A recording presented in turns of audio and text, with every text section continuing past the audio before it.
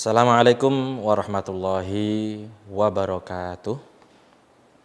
Bismillahirrahmanirrahim. Alhamdulillahi rabbil alamin. Hamdan yuafi ni'amahu wa yukafi'u mazidah.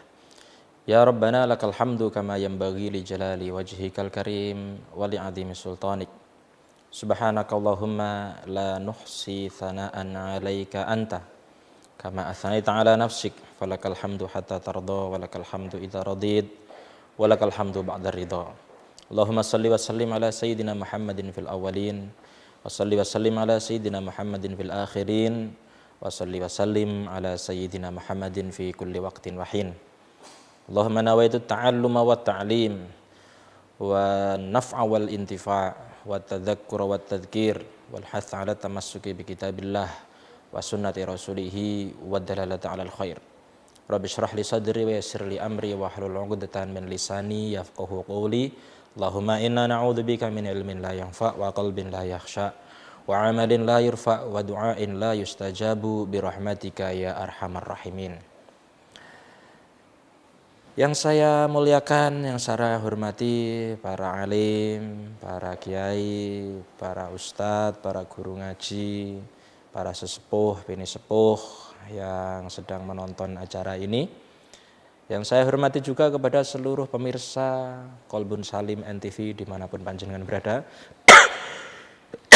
Alhamdulillah, pada kesempatan kali ini kita masih ditakdir oleh Allah Subhanahu wa taala untuk bertemu pandang lewat layar kaca panjenengan semuanya dalam acara yang kita banggakan bersama, yaitu Qalbun Salim NTV.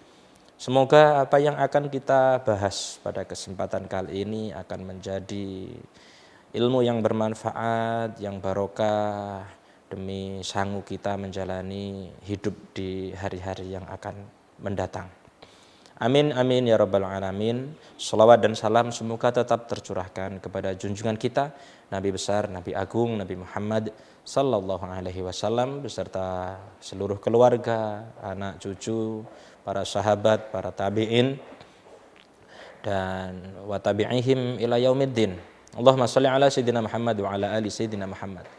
Pemirsa yang dirahmati Allah Subhanahu wa taala, senang sekali kali ini kita masih berjumpa dalam acara Qalbun Salim NTV dan dalam menambah kegembiraan kita bahwasanya hari ini kita berada di bulan yang istimewa, yaitu bulan kemerdekaan negara kita yang tercinta, yaitu Negara Kesatuan Republik Indonesia, yang hari ini dan bulan ini negara kita sudah berumur 77 tahun. Maka dalam kesempatan ini saya ingin membahas atau mengangkat tema yang bersinggungan atau berkenaan dengan kemerdekaan Republik Indonesia, negara kita yang tercinta. Ada satu surat yang di dalamnya Allah Subhanahu wa taala menceritakan satu kisah sebuah negara yang makmur, yang gemah ripah loh jinawi, atau istilah agamanya Allah menyebutkan dengan baldatun thayyibatun wa rabbun ghafur, yaitu negeri yang baik, juga mereka beriman kepada Allah Subhanahu wa taala yang Maha Pengampun. Surat ini disebutkan di dalam Al-Qur'an, tepatnya surat Saba ayat ke-15. Nah, kita coba baca ayatnya dulu. Bagaimana Allah menceritakan tentang negeri Saba yang subur makmur ini kepada kita kaum muslimin. A'udzubillahi minasyaitonirrajim. Bismillahirrahmanirrahim. Laqad kana li saba'in fi maskanihim ayah jannatani 'an yamin wa shimal. Kulu mir rizqi rabbikum washkurulah baldatun thayyibatun wa rabbun ghafur. Jadi satu negara yang disebutkan mendapat predikat dari Allah langsung sebagai baldatun thayyibatun wa rabbun ghafur itu adalah negeri Saba. Dalam ayat 15 yang sudah kita baca tadi, coba kita baca artinya ya. Sungguh bagi kaum Saba ada tanda kebesaran Tuhan di tempat kediaman mereka, yaitu 2 buah kebun di sebelah kanan dan di sebelah kiri. Makanlah olehmu dari rezeki yang dianugerahkan Tuhanmu dan bersyukurlah kepadanya. Adalah negeri yang baik, sedang Tuhanmu adalah Tuhan yang Maha Pengampun. Pemirsa Qalbun Salim yang dirahmati Allah Subhanahu wa taala, mengapa negeri Saba disebut sebagai negeri yang baldatun thayyibatun wa rabbun ghafur, atau kita orang Indonesia biasa menyebut istilah tersebut dengan gemah ripah loh jinawi. Nah, ini kriterianya apa saja? Nah, kalau kita lihat dari firman Allah Ta'ala dalam ayat tersebut, laqad kana li saba'in fi maskanihim ayah. Di negeri Saba tersebut terdapat tanda-tanda kekuasaan Allah Subhanahu wa taala. Apa di antara tanda-tanda kekuasaan Allah? Yaitu yang pertama, adanya jannatani ayyamin washimal. Ada 2 kebun besar di sisi kanan dan kiri negeri Saba. Artinya apa? Artinya negeri yang subur, makmur, gemah ripah loh jinawi, itu kriteria pertama, negeri itu subur. Jadi negeri Saba adalah negeri yang subur. Apa ayat Quran yang menggambarkan kesuburan dari negeri Saba ini? Adalah lafadz jannatani ayyamin washimal. Kebun-kebun di sisi kanan dan kiri. Artinya apa? Kalau banyak kebun, berarti negeri Saba tersebut adalah negeri yang makmur dan sumber daya alamnya sangatlah melimpah. Begitu. Nah, sekarang pertanyaannya, apakah negara kita, Indonesia ini, bisa disebut sebagai negeri Saba kedua atau negeri Saba di zaman modern? Ya, kita lihat saja kriteria pertama ini ada tidak di Indonesia. Apakah Indonesia ini negeri yang subur makmur? Apakah Indonesia ini punya banyak kebun, punya banyak hutan? Ya. Kita lihat saja faktanya ketika kita jalan di negeri Arab. Itu di samping kanan kiri jalan tidak ada hutan. Jangankan hutan, pepohonan saja tidak ada. Coba kalau kita di Indonesia, dari satu kota ke kota yang lain tidak putus yang namanya kita ini dinaungi pohon. Di sepanjang jalan, kanan kiri banyak pepohonan. Dimanapun kita temui. Ya. Misalnya kita jalan dari Banyuwangi, Jember, Lumajang, kemudian Probolinggo, kemudian lewat Bondowoso, kemudian Situbondo, balik ke Banyuwangi lagi. Setiap sepanjang jalan itu ada pepohonan di kanan dan kiri jalan. Ini menandakan bahwasanya memang negara kita negara yang subur, subur makmur. Ya. Lebih dari itu, saya coba mengulik data dari internet, kemudian saya sempat terheran-heran. Ternyata Indonesia ini jauh dari apa yang kita bayangkan. Jadi jauh lebih subur dari apa yang kita lihat secara kasat mata.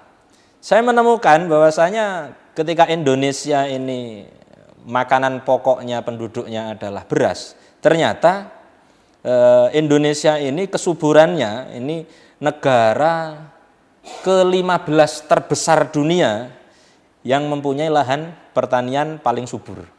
Jadi di dunia ini ada berapa ratus negara, Indonesia ini kesuburan tanahnya ini mencapai rekor negara tersubur ke-15 dunia. Kemudian beras, karena kita makanan pokok beras, tahun 2020 ini Indonesia juga mencatat rekor negara terbesar ketiga dunia sebagai penghasil beras. Jadi negara di dunia ini yang menghasilkan beras, Indonesia ini terbesar nomor 3 penghasil beras, itu tahun 2020. Kemudian hutan. Nah, kalau tadi di ayat ke-15 surat As-Saba itu menceritakan tentang kebun atau hutan yang ada di sisi kanan dan di sisi kiri negeri Sabak tersebut. Ternyata Indonesia itu termasuk 9 negara terbesar dunia yang mempunyai hutan terluas.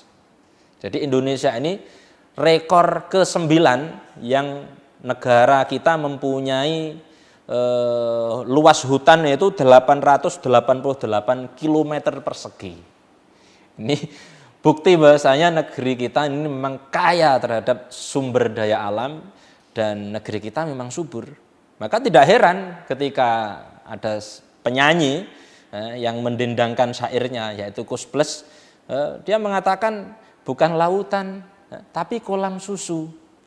Kail dan jala cukup menghidupimu. Tiada badai, tiada topan kau temui.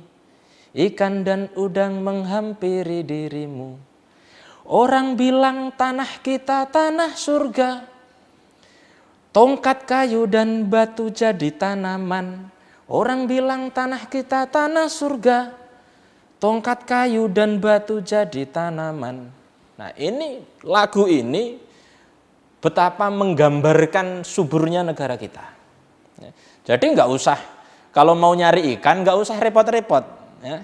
Kalau mau cari kehidupan nggak usah repot-repot. Cukup kail sama jala kita bisa hidup. Kenapa? Karena sumber daya laut kita sangat kaya. Juga kalau cuma cari makan itu nggak repot. Karena tanah kita, tanah yang super subur. Apa yang menggambarkan kesuburan tanah kita di lagu ini? Ya. Tongkat kayu sama batu ditanam, nggak usah dipupuk, nggak usah disiram, jadi tanaman. Ini saking menggambarkan betapa suburnya negara kita yang tercinta, yaitu Republik Indonesia. Baik, pemirsa yang dirahmati Allah Subhanahu wa taala, kita akan bercerita lebih lanjut tentang kekayaan negara kita, tentunya setelah iklan yang lewat berikut.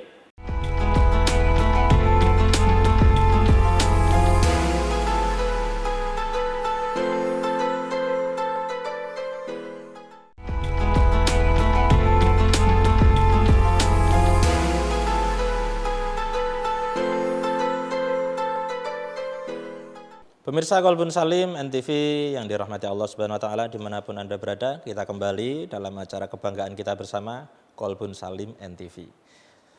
Dengan tema kali ini yaitu kemerdekaan Indonesia, memperingati HUT RI ke-77. Kita tadi sudah membahas sedikit tentang bagaimana suburnya negara kita. Sehingga oleh Koes Plus didendangkan orang bilang tanah kita tanah surga. Tongkat kayu dan batu jadi tanaman. Ya, kita tadi sediakan data, ya, kita ungkapkan data bahwasanya di antara data yang kita ungkap tadi, negara kita ini mempunyai hutan terluas nomor 9 dunia dengan luas hutannya 888 km persegi. Kita juga penghasil beras 3 terbesar dunia. Kita juga mempunyai tanah pertanian sangat subur, rekornya 15 dunia. Dengan luas pertanian paling subur. Ini tanahnya saja. Lalu bagaimana dengan lautannya? Kata Koes Plus kan sudah kita ungkapkan tadi, katanya bukan lautan tapi kolam susu. Bukan lautan tapi ini susu. Artinya apa? Nikmat. Nikmat lautan ini, laut kita kaya sekali. Kail dan jala cukup menghidupimu. Jadi saking banyaknya ikan, ini kita kalau cuma untuk cari makan saja, ini sangunya cuma jala sama umpan kail, mancing tok itu sudah bisa hidup, sudah bisa sejahtera. Ini kata Koes Plus. Lalu bagaimana dengan data yang ada? Nah, saya dapat di internet untuk ikan, Indonesia ini negara penghasil terbesar ikan dunia kedua. Ini Indonesia ini nomor 2 terbesar dunia sebagai negara penghasil ikan. Nah, ini Indonesia pernah mencatat rekor 22,31 metrik ton dalam 1 tahun menghasilkan ikan. Gila ini. Kita ini kaya sekali ternyata laut kita. Kita juga terumbu karang. Setelah penghasil ikan, kemudian terumbu karang. Ternyata terumbu karang kita ini sangat besar dan sangat luas. Ini totalnya kita mempunyai 18% luas terumbu karang dunia. Jadi 18% terumbu karang dunia ini ada di negeri kita tercinta, yaitu Indonesia.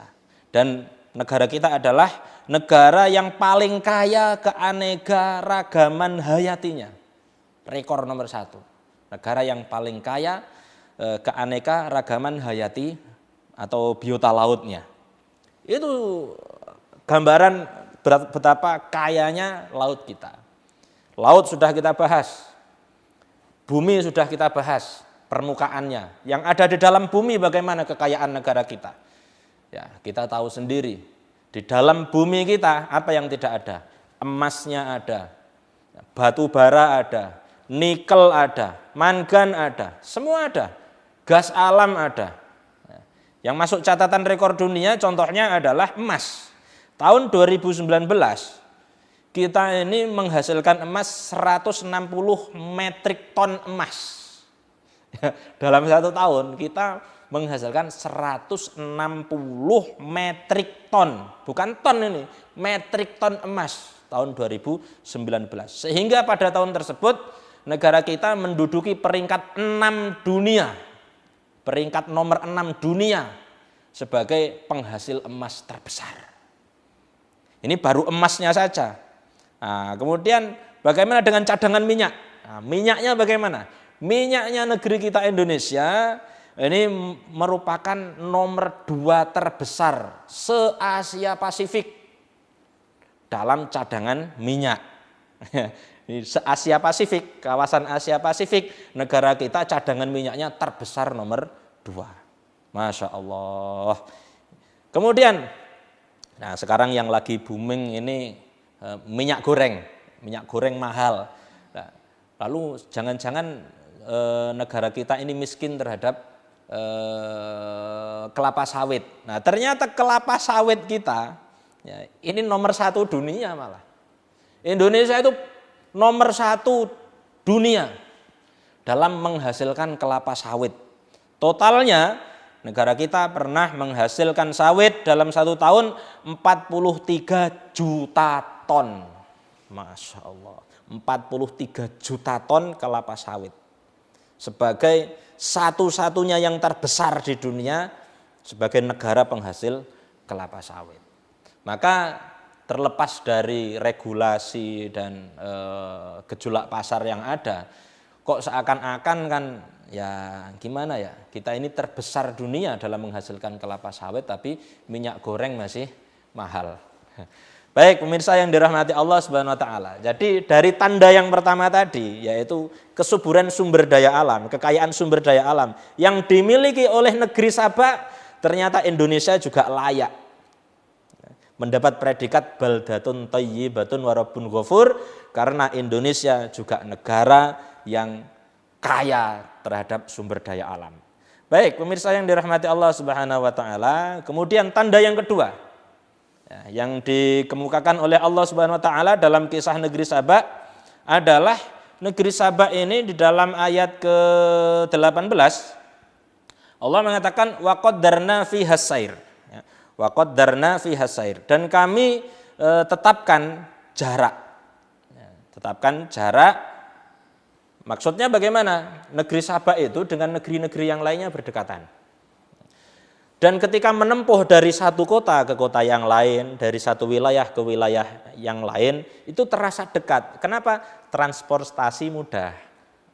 Transportasi bisa dijangkau. Ya, biayanya enggak banyak. Terus kemudian sarana prasarana itu terpenuhi. Nah sekarang kita balik lagi ke Indonesia, kira-kira transportasi di negara kita ini sudah baik atau belum? Ya kalau kita lihat di Jawa saja ya, di Jawa, Sumatera, atau mungkin kalau pengecualian mungkin di daerah Papua atau pedalaman ya. Kalau di daerah Jawa, Sumatera kita lihat transportasi, jalan sudah enak semuanya, aspal. Ya. Kemudian apalagi baru-baru ini akan terhubung jalan tol dari Merak sampai Banyuwangi.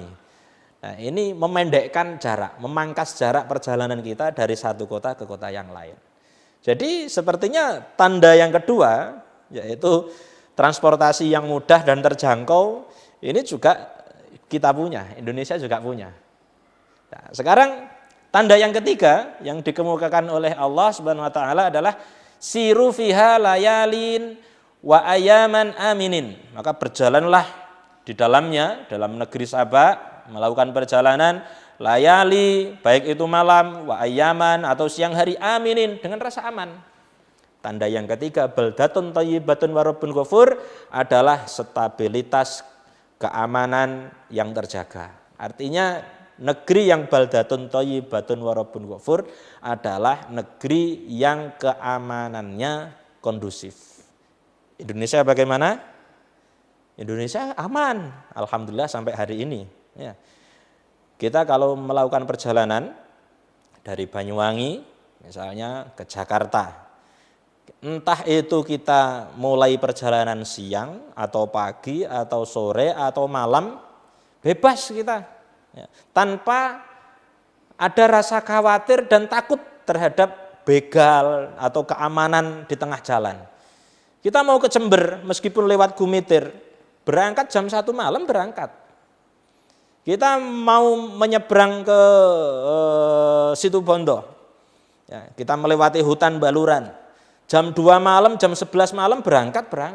Kenapa? Karena ada rasa aman. Di hati kita nggak khawatir akan dibekal, akan dicuri barang kita di tengah hutan, atau bagaimana, tidak ada rasa khawatir sama sekali. Artinya negeri kita juga negeri yang aman. Jadi 3 tadi ya.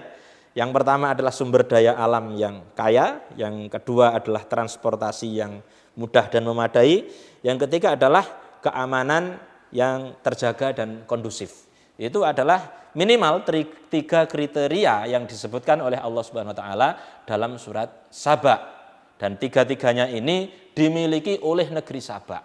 Makanya negeri Saba ketika terdapat di dalamnya 3 kriteria ini, Allah menyebut negeri Saba sebagai baldatun thayyibatun wa rabbun ghafur. Kita negara Indonesia, ketika kita bahas tadi kriteria pertama, kedua, dan 3 kita punya semuanya, maka sepertinya negara kita kok layak disebut sebagai negeri Saba modern atau yang berpredikat baldatun thayyibatun wa rabbun ghafur, negeri yang gemah ripah loh jinawi. Baik, pemirsa yang dirahmati Allah Subhanahu wa taala. Negeri Saba ini negeri mana sih? Nah, disinyalir negeri Saba ini terletak di semenanjung Arab. Ya, kalau hari ini masuk ke dalam negara Republik Yaman. Ada di sebuah provinsi namanya Provinsi Ma'rib. Nah, kebetulan kami pernah berkunjung ke sana, melihat secara langsung bagaimana peninggalan dari makmurnya negeri Saba, yaitu yang ada di negara Yaman, masuk negara Yaman sekarang, atau lebih tepatnya di Provinsi Ma'rib. Baik, pemirsa yang dirahmati Allah Subhanahu wa taala. Kemudian pertanyaannya, apa tuntutan dari Allah Subhanahu wa taala untuk kita lakukan ketika kita sudah diberi negeri yang subur, yang makmur, negeri yang aman, yang gemah ripah loh jinawi? Tentunya ada konsekuensi yang harus kita lakukan. Apa konsekuensinya? Insya Allah akan kita bahas setelah yang satu ini.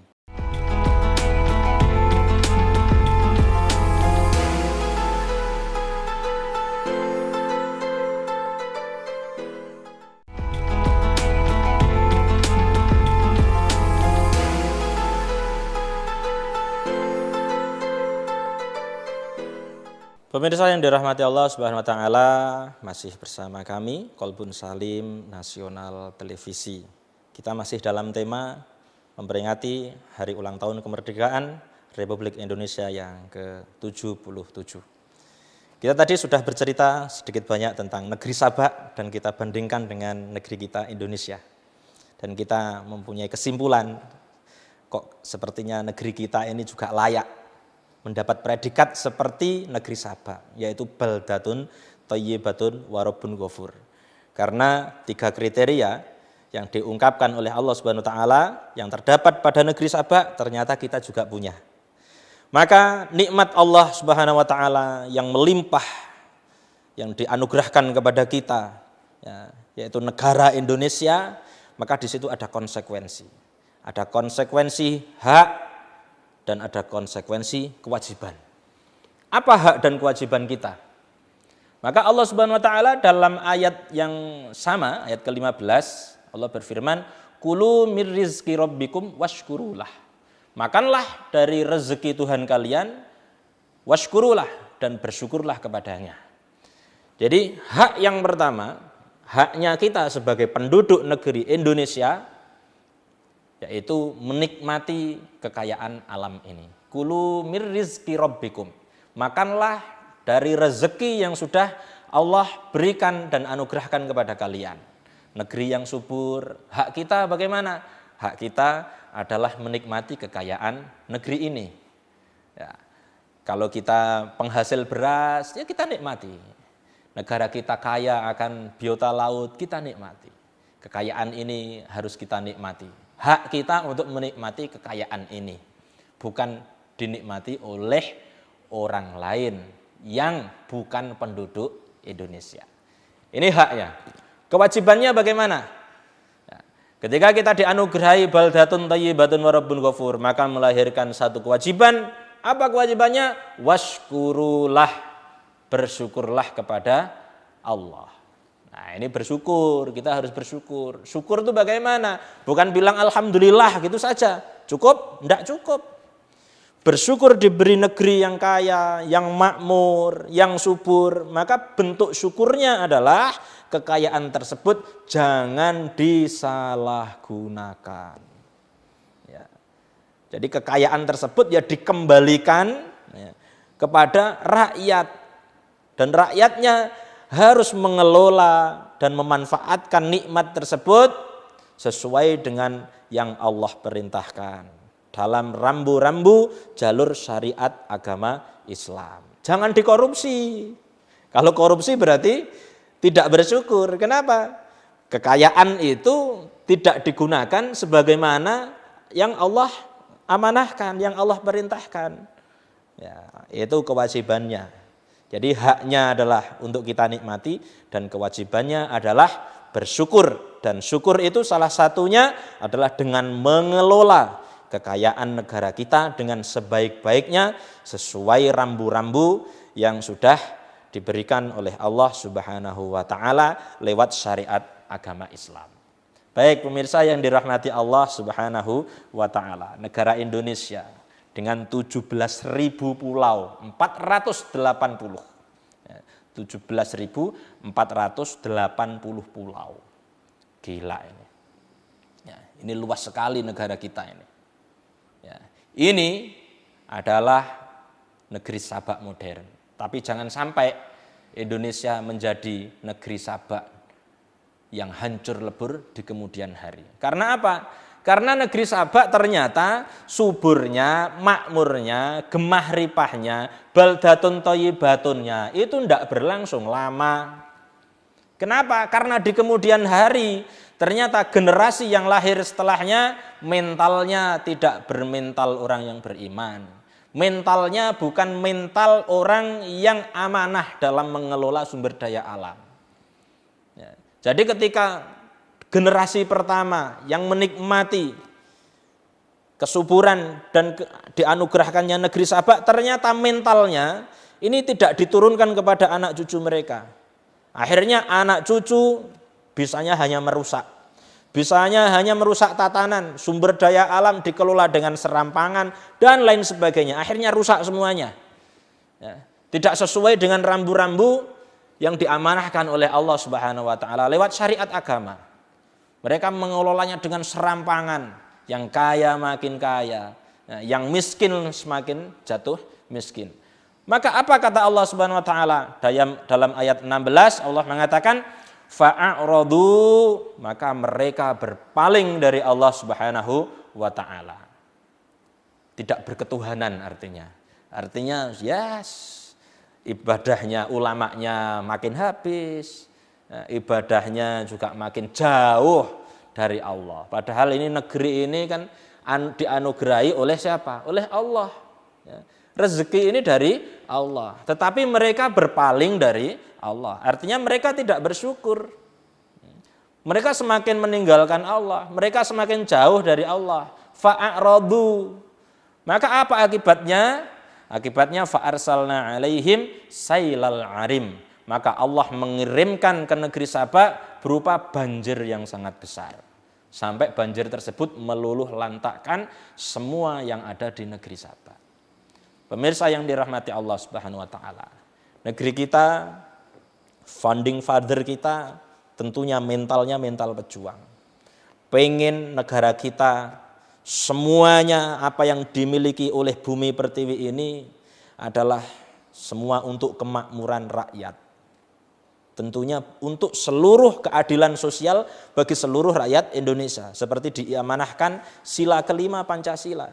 Tetapi hati-hati ketika mungkin generasi kita, generasi anak kita, generasi cucu kita, generasi setelah kita tidak bermental sila kelima, maka hati-hati, bisa jadi negara Indonesia dalam 50 tahun atau 100 tahun ke depan bisa luluh lantak seperti luluh lantaknya negeri Saba. Karena apa? Fa'a'radu. Mereka berpaling jauh dari Allah. Mereka tidak mengelola sumber dayanya dengan baik. Mereka hanya memperkaya diri saja. Korupsi, tebang hutan, hutan ditebang, digunduli, tidak ada reboisasi, memanfaatkan laut dengan semena-mena, dengan bom dan lain sebagainya. Akhirnya ikan tidak lagi tumbuh dengan semestinya, tidak subur lagi laut kita, tidak kaya lagi. Maka tanda-tandanya hari ini pun bisa kita rasakan. Contohnya, bagaimana pencemaran udara. Nah, contohnya di Jakarta. Di Jakarta beberapa kali mencatat sebagai kota paling kotor udaranya di dunia. Beberapa kali. Contohnya ada di tahun 2021. Ya, ada satu hari kalau tidak salah 2022 atau 2021 kalau saya tidak lupa, itu pada satu hari itu pernah mencapai udara terkotor sedunia. Itu dicatat oleh Jakarta. Ini bagaimana kita mengelola negara kita. Nah, maka tidak heran kalau seandainya kerusakan di negara kita ini semakin hari semakin besar, semakin rusak, ya nantinya akan hancur lebur juga. Korupsi di mana-mana, kerusakan di mana-mana, sudah jauh dari Allah Subhanahu wa taala. Maka hati-hati, kita bisa jadi 10 tahun, 20 tahun atau 50 tahun ke depan Indonesia tinggal cerita saja. Kenapa? Karena generasinya tidak bermental keadilan sosial bagi seluruh rakyat Indonesia dan tidak bermental ketuhanan yang Maha Esa. Baik, pemirsa yang dirahmati Allah Subhanahu wa taala. Setelah luluh lantak, apa yang terjadi? Apakah negeri Saba tetap menjadi negeri yang subur? Ternyata tidak. Apa kata Allah dalam lanjutan ayat ini? Ayat ke-16. Allah menyatakan wa baddalnahum bi jannataihim jannataini dzawatai ukulin khamtin wa athalin wa syai'in min sidrin qalil. Jadi setelah banjir yang besar, Allah gantikan tanah yang subur tadi, kebun-kebun mereka ini diganti dengan tumbuhan yang buahnya pahit. Ya, tumbuhan yang tidak bisa dimakan, tidak bisa dikonsumsi, tidak bisa dimanfaatkan. Karena rasanya pahit. Yang tadinya tumbuh duren, manggis, anggur, apel, buah naga, semua buah-buahan yang enak-enak kita bisa menikmati dari negeri kita sendiri, dari negeri Saba sendiri bisa dinikmati, swasembada pangan. Tapi pasca banjir besar tersebut, negeri Saba tidak ditumbuhi kecuali tumbuhan-tumbuhan yang rasanya pahit. Nah, kemudian selain tumbuhan yang berasa pahit, juga pohon asal. Pohon asal ini tidak bisa dimanfaatkan untuk apa gitu. dan sedikit dari pohon sidr. Ya, pohon sidr itu untuk yang ngedusi orang mati itu loh. Ya, bukan kelor, bukan. Ya, kalau di sana ada sidr. Nah, itu yang buat mandikan orang mati. Itu yang tumbuh di Sabak, ya 3 pohon itu. Nah, ketika kami melihat berkunjung di bekas-bekas negeri Sabak, ternyata di sana juga begitu. Tidak ada tumbuhan. Tumbuhan itu ya 1-2, dan itu pun tumbuhan berduri, tidak bisa dimanfaatkan, tidak bisa dimakan, dan tidak ada penduduk lagi di sana. Kenapa? Ya makan apa? Tidak ada penghuni sana. Tidak ada penghuni. Hari ini tidak ada penghuni di kerajaan negeri Sabak tersebut. Kenapa? Karena kesuburannya dilululantakkan oleh Allah Subhanahu wa taala. Maka pemirsa yang dirahmati Allah Subhanahu wa taala, negeri kita jangan sampailah seperti negeri Sabak. Ayo kita bersyukur, ayo kita kelola negeri kita dengan sebaik-baiknya. Kita butuh pemimpin-pemimpin yang amanah, yang jujur, yang memperjuangkan keadilan sosial ini bagi seluruh rakyat Indonesia, yang tidak hanya memperkaya dirinya sendiri. Baik pemirsa yang dirahmati Allah Subhanahu wa taala, kita akan lanjutkan pembahasan kita tentunya setelah yang lewat berikut.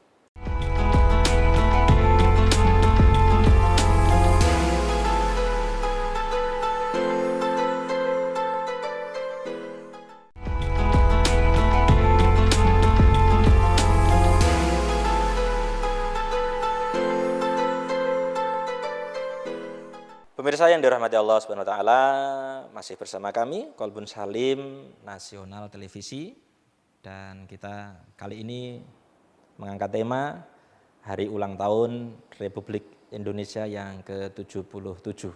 Kita sudah banyak tadi bercerita tentang negeri Sabak, negeri yang diceritakan oleh Al-Qur'an sebagai negeri yang subur, makmur, gemah, ripah, loh jinawi, kaya, sumber daya alam dan lain sebagainya bla bla bla. Nah, ternyata kalau kita mengaca terhadap negeri Sabak, Indonesia ini ternyata ya subur makmur, ya gemah ripah loh jinawi, ya aman, ya sentosa, ya kaya.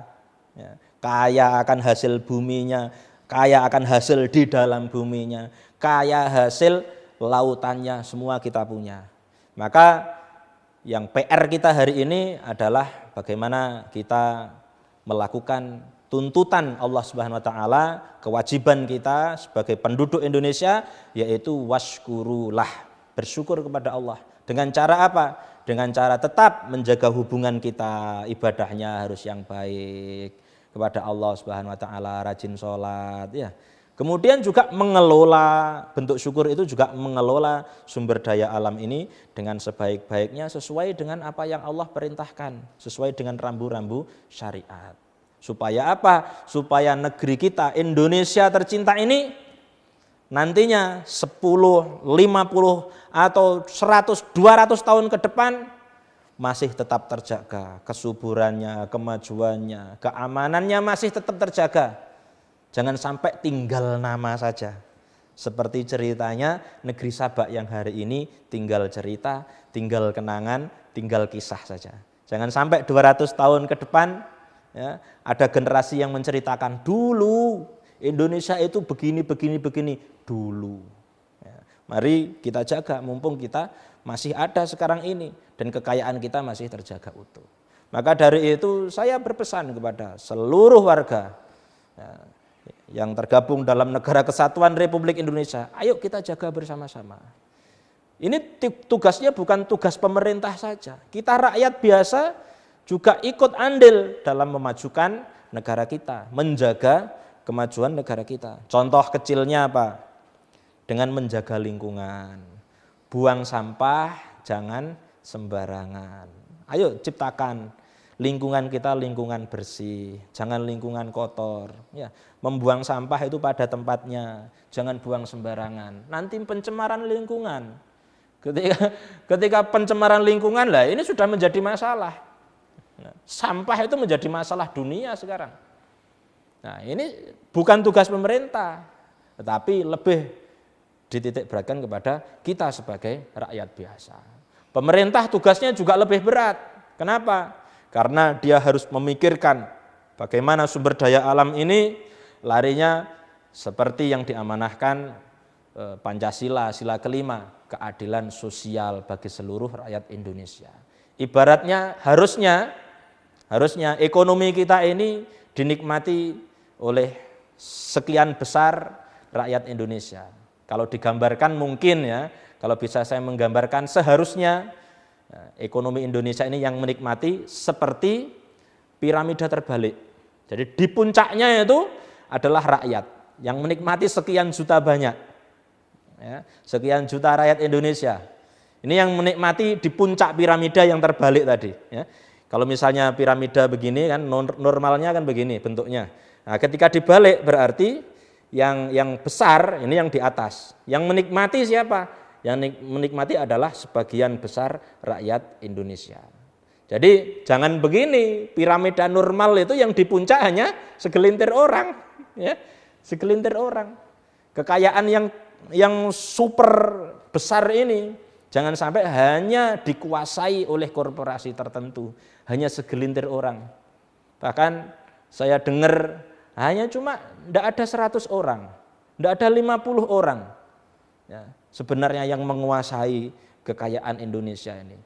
Dan lebih miris lagi, apalagi kalau kekayaan kita selain dikeruk habis, ternyata yang menikmati adalah orang asing. Ternyata yang menikmati bukan rakyat Indonesia. Kemudian mana Pancasila engkau? Mana katanya NKRI harga mati? Kalau pemerintahnya ternyata masih lebih mementingkan kepentingan asing. Kita ini ada di Indonesia, emas punya kita, tanahnya punya kita, ya, udara punya kita punya undang-undang, kita punya pemerintah, harusnya bisa berdaulat. Jangan sampai kekayaan ini tidak dinikmati oleh orang pribumi, justru dikuasai dan dinikmati oleh segelintir orang saja, bahkan dinikmati oleh orang yang ada di luar negara kesatuan ini. Ini sangat miris sekali. Maka kalau mentalnya seperti ini, ya jangan salahkan siapa-siapa. Kalau seandainya berpuluh tahun ke depan Indonesia tinggal cerita dan tinggal nama saja, tinggal kenangan. Nah, baik pemirsa yang dirahmati Allah Subhanahu wa taala. Dan intinya kalau kita peras lagi dari Pancasila yang 5 tadi, ya, tentunya supaya negeri kita tetap subur makmur gemah ripah loh jinawi, kalau kita mau peras 5 sila ini ternyata intinya cuma satu, ketuhanan kepada Yang Maha Esa. Jangan meninggalkan Allah, jangan jauh dari Tuhan. Ya, taati perintah Tuhan. Artinya jangan jauh dari Allah, ya ibadah yang benar, kemudian hidup ini sesuai dengan yang Allah perintahkan, baik kepada manusia, tatanan sosialnya jangan dirusak, tatanan ekonominya jangan dirusak. Ya.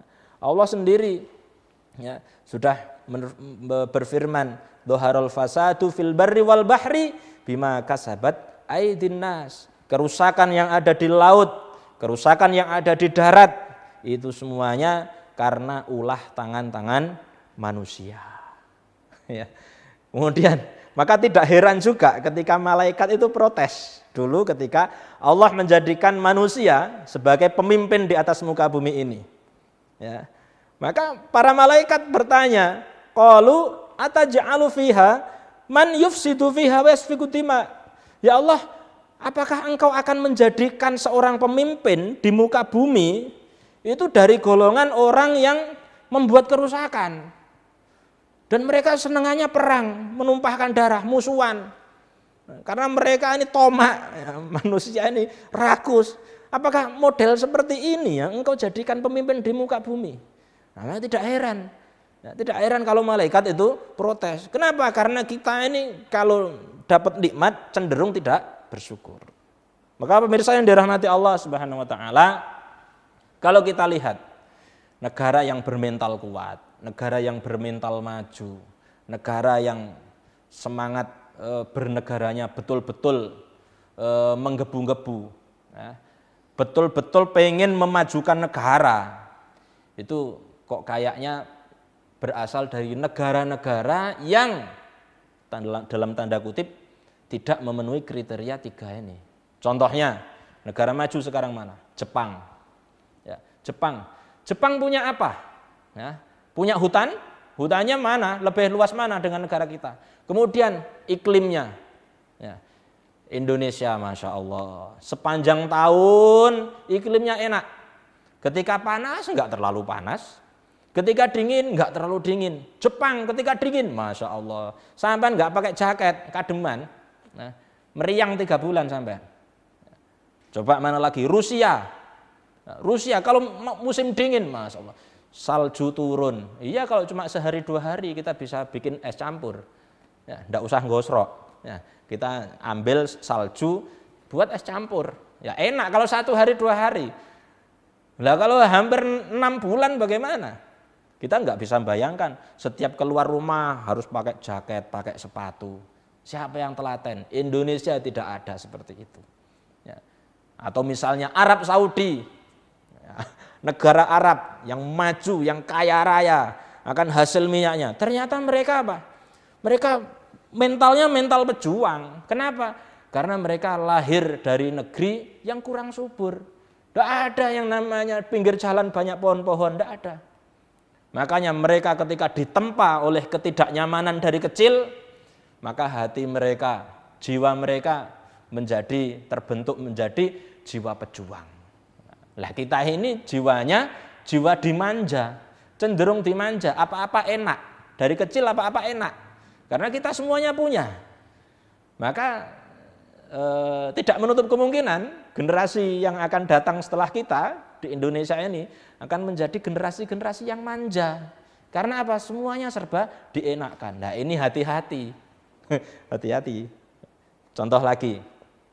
Orang Arab itu yang paling banyak menyebar di dunia ini adalah keturunan Yaman. Lebih tepatnya keturunan Hadramaut. Itu yang paling banyak melancong atau merantau ke belahan penjuru dunia. Kalau kita lihat, kenapa kok mereka melancong? Karena selain tugas dakwah, juga karena di negeri Hadramaut adalah negeri yang tandus, negeri yang tidak subur. Ya, makanya mereka menjadi mentalnya mental pejuang. Orang Madura misalnya. Orang Madura tanahnya dibanding tanah Jawa lebih subur tanah di Jawa. Maka tidak heran ketika orang Madura tanahnya adalah tanah yang cenderung gersang, mereka mentalnya menjadi mental pejuang. Nah, kalau enggak begitu enggak hidup. Kalau enggak berjuang enggak hidup. Kalau enggak fighter enggak hidup. Ya. Tapi kalau orang Jawa kita cenderung enak, semuanya ada ya. Cenderung mentalnya mental manja. Maka hati-hati. Jangan sampai sekali lagi negeri kita pada generasi selanjutnya hanya tinggal cerita seperti halnya ceritanya negeri Sabak yang hanya kita bisa dengarkan lewat kisah dari Al-Qur'an. Baik, pemirsa yang dirahmati Allah Subhanahu wa taala, kita sudah sampai di penghujung acara. Maka saya mewakili seluruh kru Kolbun Salim NTV dan seluruh teman-teman yang tergabung dalam lembaga dakwah pengurus cabang Nahdlatul Ulama Banyuwangi mengucapkan Dirgahayu Republik Indonesia, selamat memperingati hari ulang tahun Negara Kesatuan Republik Indonesia yang ke-77. Semoga Indonesia semakin maju, semakin gemah ripah loh jinawi dan menjaga Indonesia tetap menjadi baldatun thayyibatun warabbun ghafur. Akhirul kalam, ihdinas siratal mustaqim, wallahul muwafiq ila sabilir rasyad. Walafu minkum. Assalamualaikum warahmatullahi wabarakatuh. Merdeka.